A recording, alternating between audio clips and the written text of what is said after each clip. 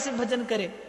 तो मैं कहता हूं माता प्रार्थना कर, वो कहती है करती हूं पर सुनता नहीं भगवान। मैंने कहा ऐसा हो नहीं सकता कि प्रार्थना भगवान न सुने। जिसे मैं जानता हूं उसका स्वभाव तो कुछ ऐसा है, जो मांगे ठाकुर अपने से, सोई सोई दे। नानक दास मुख ते जो बोले, यहाँ वहाँ सच होवे।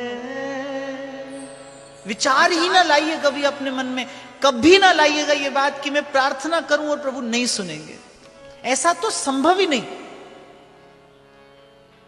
चतुर दिशा कीनो बल अपनो, सिर ऊपर कर तारे हो।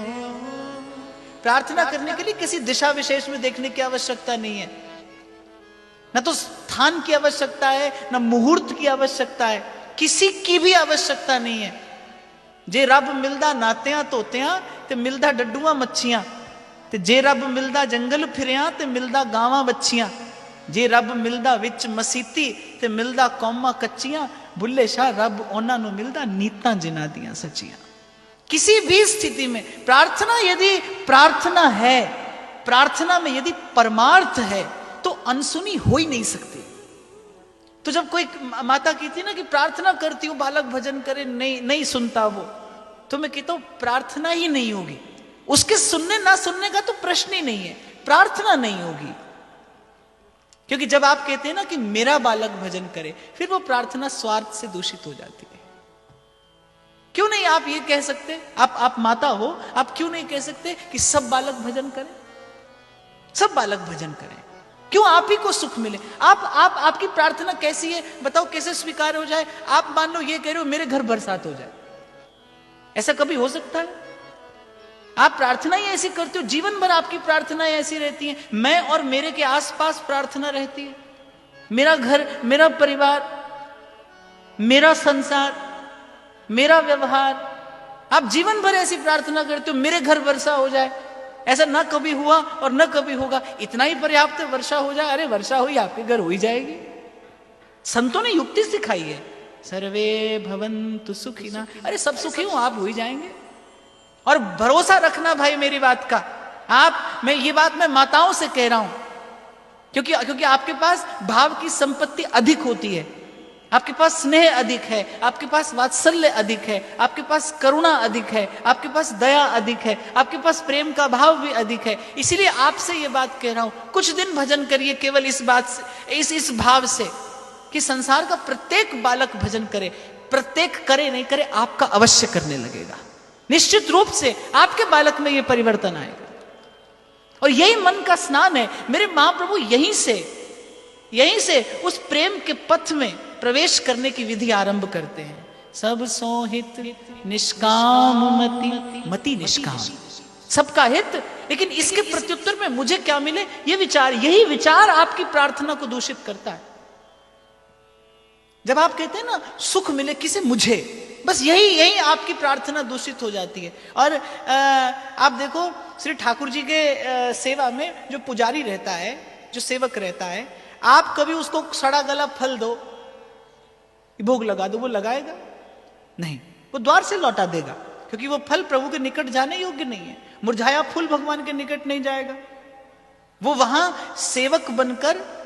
सेवक बनकर खड़ा ही इसलिए है कि कोई अनुचित वस्तु, अनुचित व्यक्ति प्रभु के पास न जाए। ऐसे ही आपकी प्रार्थना के शब्द वहां पहुंचने से पहले प्रकृति लौटा देती है। आपके और उसके बीच में प्रकृति है, वो लौटा देती है आपकी प्रार्थना के शब्द। जब वो सड़े गले होते हैं, जब वो दूषित होते हैं स्वार्थ से, तब आपकी प्रार्थना वहां तक पहुंचती नहीं। पहुंचे तो अनसुनी हो ही नहीं सकती। चतुर दिशा कीनो बल अपनो, सिर ऊपर कर तारे हो। कृपा कटाक्ष अवलोकन कीनो, दास दास को दुख बिदारे हो। और आपसे एक प्रश्न पूछता हूं मैं, आपका बालक किसी दिन किसी को चोट मार के आए, किसी को अपशब्द कह के आए, किसी को अभद्र शब्द कह के आए, आपका बालक ये करके घर आए, आपके हृदय से उसके लिए आशीर्वाद निकलेगा? नहीं। क्रोध, खीज, यही प्रतिक्रिया होगी आपकी। आपका बालक किसी भूखे को भोजन करा के आए, आपका बालक किसी की सहायता करके आए, आपका बालक किसी के सुख का साधन बन के आए, आपके रोम रोम से बालक के लिए आशीर्वाद निकलेगा। ऐसे ही जब आप सर्व के सुख की कामना करते हैं, जब आप सर्व के सुख का विचार करते हैं, जब आप सब सो हित इस भावना से अपना श्रृंगार करते हैं, उसकी कृपा भरी दृष्टि आप पर पड़ती है, उसकी प्रेम भरी दृष्टि आप पर पड़ती है।